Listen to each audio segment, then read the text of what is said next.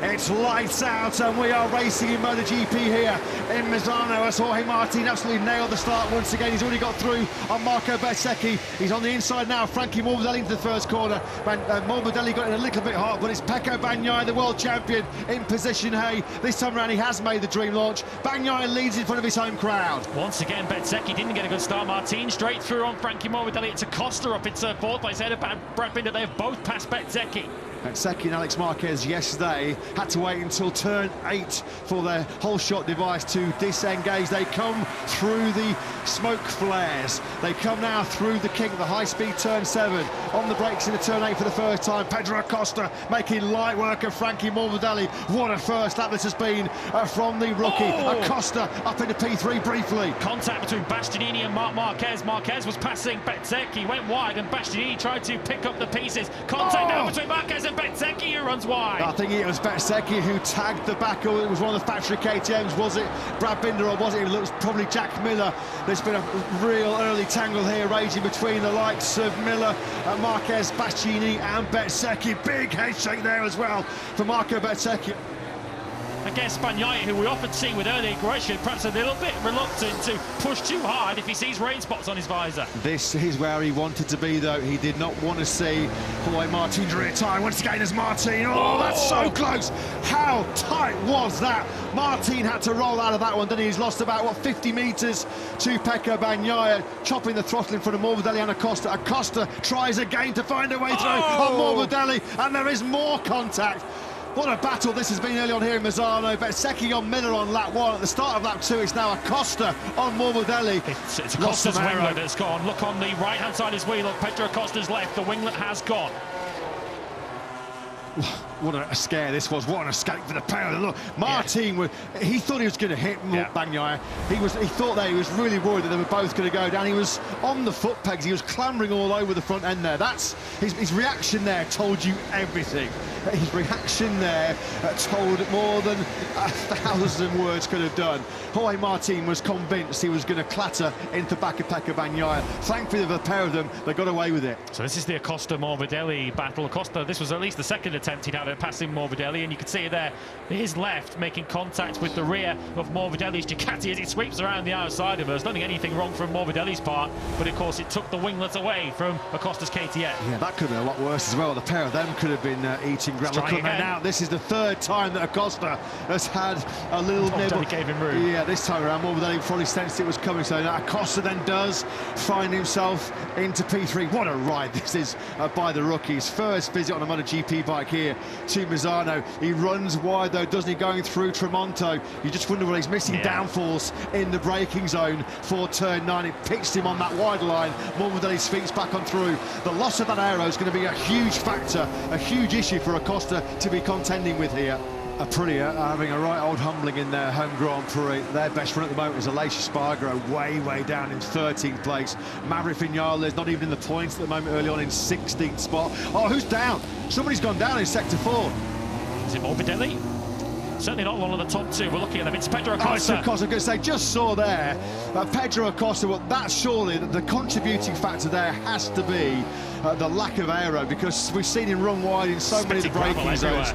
Yeah, that's not what you want to see. So Acosta then now into turn 4. Well, he's already off the road here. Yeah, he'd gone wide going through 13, and then as he flicked it in to turn 14, bottom gear, first gear, 70 kilometers an hour there, and Acosta eats dust. Just starting to fall a little bit heavier. Yeah, seeing a few more spots falling on that commentary box window. Yeah, we gather it's raining quite heavily down at turn 4, so the riders are at the other end of the racetrack at the moment. They might be in for a bit of a nasty shock in around 4 corners time. Bagnaia will see the white panel with the red cross in front of him as he now breaks for turn 1. Does he get himself through turn 1? If Morbidelli doesn't, he goes down. Yeah, the rain has been coming stronger and stronger, and Morbidelli is the first victim. He loses the front of that Pramac Ducati then into the first corner. So this is a big warning, isn't it? It's very slick, it's very greasy out there. Bagnaia, the car hardly carrying any lean angle.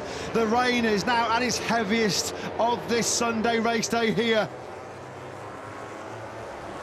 Let's not forget the flag-to-flag specialist, Brad Binder and Marc Marquez. Who will never forget Brad Binder's victory on slicks in that Rebel Ring in Spielberg. So then, Martin's putting his hand up. I think they're just letting their teams know here they're coming in. Of course, they can't stop the race. It's flag-to-flag. Is Martin sending a message to his team that he's going to come in? He certainly is. That was the clear message. So Martin has rolled the dice then. He has come into pit lane. He's seeing Pecco Bagnaia. Bagnaia has carried on.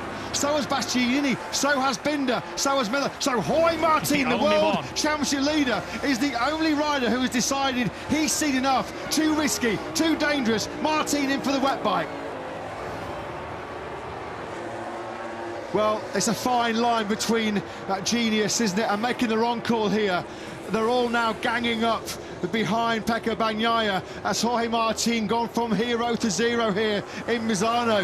It has already stopped raining. Have we seen the worst of the weather?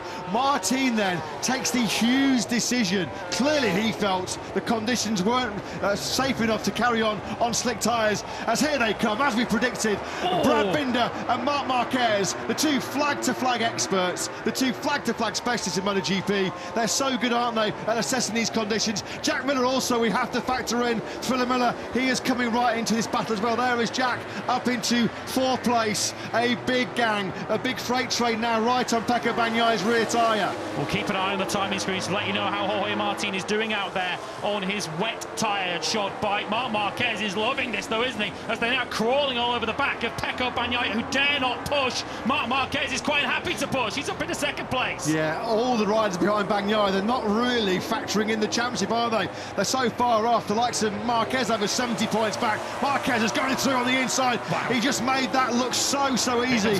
He's just got so much more confidence. Miller goes through on his factory KTM colleague.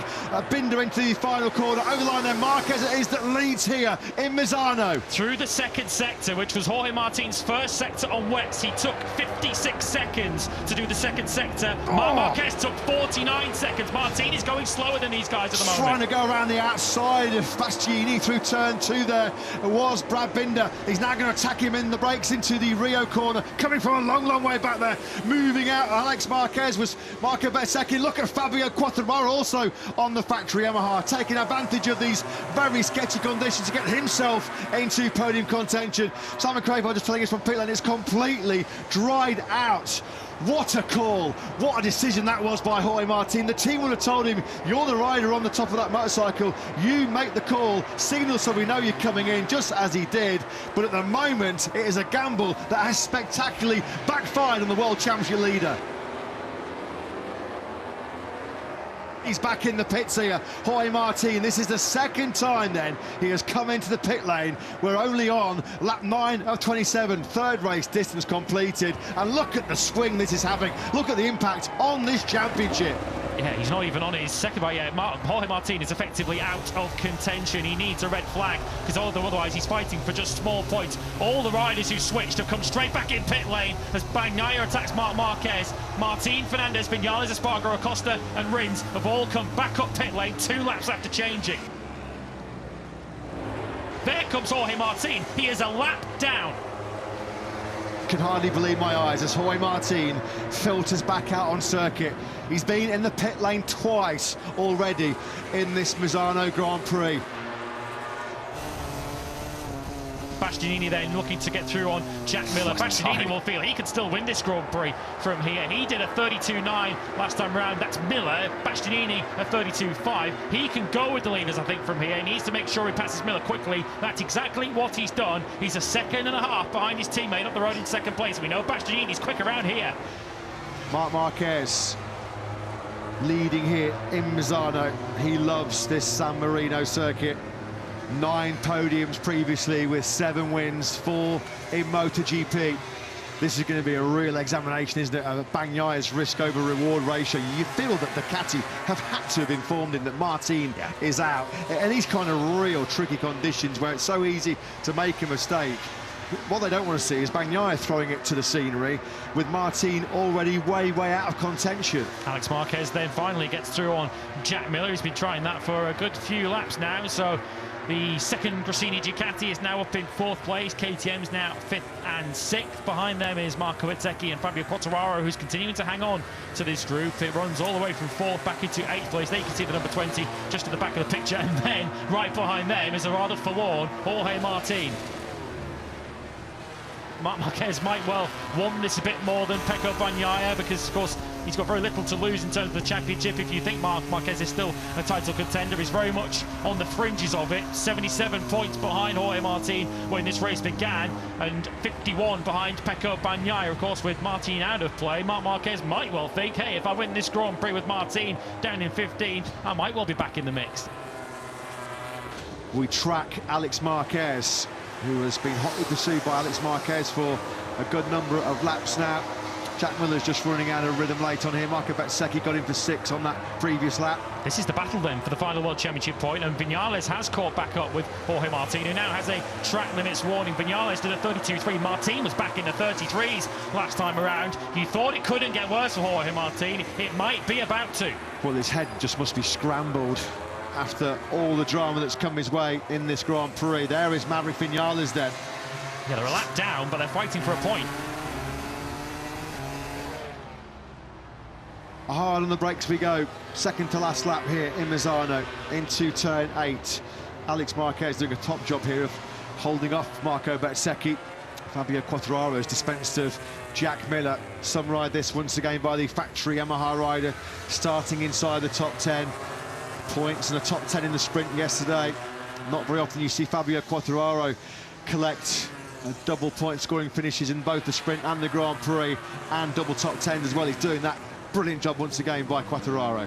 Yeah, Fabio Quartararo in a dry weather Sunday race hasn't finished higher than 7th so far. Bezzecchi now through on Alex Marquez. Is Marquez going to try and get back through? He dare not go through, because he would have run straight into the back of the 72, and the moment may now have gone for Alex Marquez. Bezzecchi a lap away from that 5th place, and Quartararo might still have a say in the 6th place battle yet.